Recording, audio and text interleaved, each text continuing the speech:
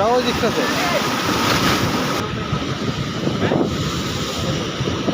এবার আমাদেরকেই ভেজাবে এই ঢেউটা। হেই everyone, welcome back to my channel.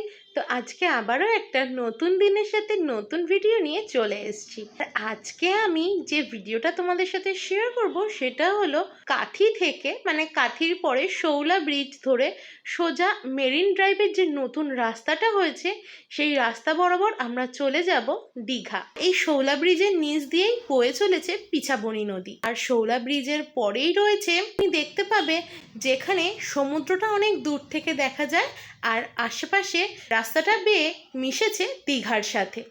যাই হোক, আমরা প্রথমেই চলে এলাম মন্দারমণি। আর মন্দারমণিতে যখন আমরা পৌঁছেছিলাম তখন ভাটা ছিল, যার জন্য সমুদ্রটা অনেকটাই পিছিয়ে ছিল, কিন্তু মন্দ লাগছিল না জায়গাটা। আমার কিন্তু পার্সোনালি মন্দারমণি জায়গাটা বেশ ভালো লাগে, নিরিবিলি শান্ত, অসম্ভব সুন্দর পরিবেশ মন্দারমণিতে। আর তারপর আবারও নয়াখালী ব্রিজের ওপর দিয়ে চলে গেলাম আমাদের নেক্সট ডেস্টিনেশনের উদ্দেশ্যে। এই নয়াখালীর নিচ দিয়েই বয়ে চলেছে চম্পা নদী, যেটি দীঘা মোহনার কাছেই সমুদ্রের সাথে মিশেছে। যাই হোক, যেতে যেতে একটা রাস্তা পড়ে, যে রাস্তাটার বাঁদিকে টার্ন নিলেই এই সুন্দর ঝাউ জঙ্গলটা। আর ঝাউ জঙ্গলের ওই দূরে দেখতে পাচ্ছ, হ্যাঁ ওটাই হলো সমুদ্র। এই জায়গাটার নাম তাজপুর। আমার কিন্তু তাজপুর জায়গাটাও অসম্ভব সুন্দর লেগেছে। কোনো রিলস বানানোর জন্য বা ভিডিও ফটোগ্রাফি করার জন্য জায়গাটা বেশ সুন্দর। চারিদিকে ঝাউবনের মাঝে এই সমুদ্র আমার তো মন জিতে নিয়েছে। আর এই যে শ্যাকগুলো দেখতে পাচ্ছ, যখন জোয়ার আসে তখন কিন্তু প্রায় শ্যাকের কাছে জল চলে আসে। মোটামুটি আমরা কিন্তু এখন এই দীঘার বেশ কিছু জায়গার জন্য দীঘাকে আমরা মিনি গোয়াও বলতে পারি। যেমন মন্দারমণিতে আছে অনেক লাক্সারি হোটেল, সাথে উদয়পুর, তাজপুর, সব জায়গাগুলোতে কিন্তু তোমরা সমুদ্রের জলকে পায়ে লাগিয়ে বসে বসে তোমাদের নানান রকমের মাছ ভাজা এবং ড্রিঙ্কস এনজয় করতে পারবে।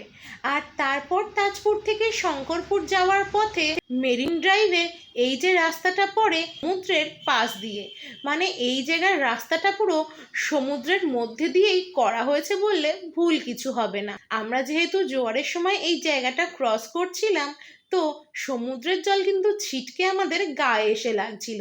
এই জায়গাটা দিয়ে গাড়ি চালিয়ে যাওয়ার সময় অসম্ভব সুন্দর একটা ফিলিংস হচ্ছিল, যেটা বলে বোঝানো যাবে না। আমরা তো সবাই ফেমাস বোম্বে মেরিন ড্রাইভকে এতদিন দেখে এসেছি, বা পুরীর যে নতুন মেরিন ড্রাইভ হয়েছে সেই মেরিন ড্রাইভও আমরা অনেকেই দেখেছি, কিন্তু এই দীঘার মেরিন ড্রাইভও তোমরা একবার ঘুরে আসতে পারো। যদিও এই মেরিন ড্রাইভে সমুদ্রের পাশ দিয়ে রাস্তা খুবই কম, কিন্তু যেটুকু আছে অসম্ভব সুন্দর। আর বাকি রাস্তাটাই গেছে ওই খাল বা নদীর পাশ দিয়ে।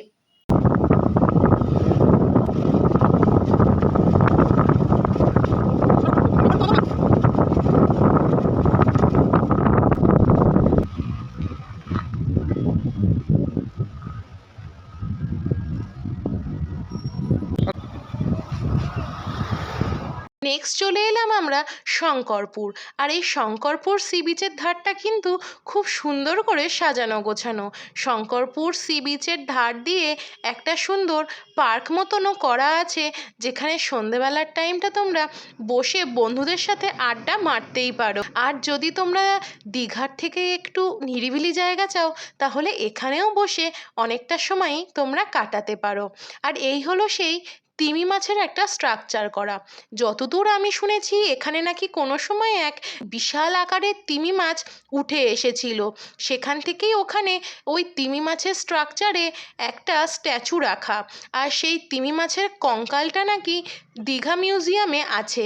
আমি তো এখনো পর্যন্ত দেখতে যেতে পারিনি, নেক্সট কখনো দেখতে গেলে অবশ্যই তোমাদের সাথে শেয়ার করার চেষ্টা করব।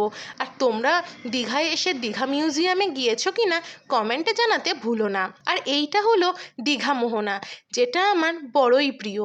যতবার আসি দীঘার এই মোহনা ঘুরে যেতে কিন্তু ভুলি না। একদিকে রয়েছে চম্পা নদী, আর একদিকে রয়েছে আমাদের চিরপরিচিত বঙ্গোপসাগর। এই মিলনস্থলের জায়গাটা কিন্তু বড় সুন্দর, আমার বড্ড প্রিয়।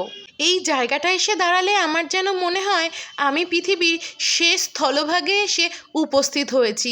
এরপরে শুধু চারিদিকে জল জল আর জল। আমার বেশ ভালো লাগে এই জায়গাটা। আর এই জায়গার জলের একটু চাপটাও বেশি থাকে, ঢেউগুলো যেন একেবারে আছড়ে এসে গায়ের মধ্যে পড়ছিল। যাই হোক, আমার তো এই মোহনা জায়গাটা বড্ড ভালো লাগে। আর ওই চম্পা নদীর ওখানে কিন্তু অনেক ট্রলার দাঁড়িয়ে থাকে এই জোয়ারের জন্য। জোয়ার আসলেই সেই ট্রলারগুলো একে একে বেরিয়ে পড়ে বঙ্গোপসাগরে যাওয়ার উদ্দেশ্যে আর মাছ ধরার উদ্দেশ্যে। দেখতে পাচ্ছ এখানকার সমুদ্রটা কতটা বেশি উত্তাল, যদিও এখনকার জোয়ার ছিল। তারপর এই মোহনার পাশ বরাবর আবারও মেরিন ড্রাইভ ধরে আমরা চলে যাচ্ছি দীঘার উদ্দেশ্যে। এখান থেকে সমুদ্রটা কিন্তু বেশ স্পষ্ট দেখা যাচ্ছিল ওল্ড দীঘা অবধি। যেতে গিয়ে কিছু ঝাউবনও আমাদের চোখে পড়েছে। এই যে সেই জায়গা, আই লাভ দীঘা, যে জায়গাটা দেখলেই কিন্তু এটা যে ওল্ড দীঘা সেটা খুব সহজেই ইন্ডিকেট করা যায়। আর দেখতে পাচ্ছ জোয়ারের জন্য জলের চাপ এত বেশি, কোনো পর্যটককেই কিন্তু এই সময় নামতে দেওয়া হচ্ছিল না সমুদ্রে। আমাদের মতন সবাই বসে বসে এই স্রোতকে এনজয় করছিল। আমার কিন্তু সমুদ্রে নামার থেকে সমুদ্রকে বসে বসে উপভোগ করতে বেশি ভালো লাগে। আমার সাথে তোমরা কারা একমত কমেন্টে জানিও। আর এটা ওই পার্কটা আর বিশ্ব বাংলা ওই গোলটা দেখিয়ে আনো না, যাও না একটু বসি।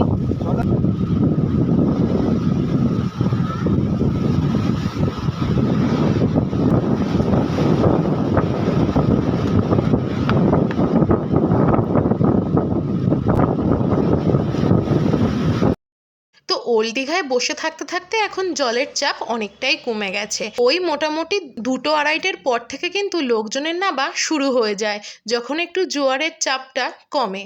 আর এখন দেখতে পাচ্ছ নিউ দীঘায় লোকজনের কত ভিড়। আমি চেষ্টা করেছি আজকের ভিডিওতে মন্দারমণি থেকে পুরো দীঘা অবধি সি বিচগুলো তোমাদের সামনে তুলে ধরতে। ভিডিওটা কেমন লাগলো অবশ্যই কমেন্টে জানিও। আর এই সি বিচগুলোর মধ্যে তোমাদের কোনটা বেশি পছন্দের সেটাও কমেন্টে জানাতে কিন্তু ভুলো না। দীঘা তো আমাদের সবার কাছে চিরপরিচিত, কিন্তু আমার পার্সোনালি তাজপুর আর মন্দারমণি একটু বেশিই মন ছুঁয়ে নিল।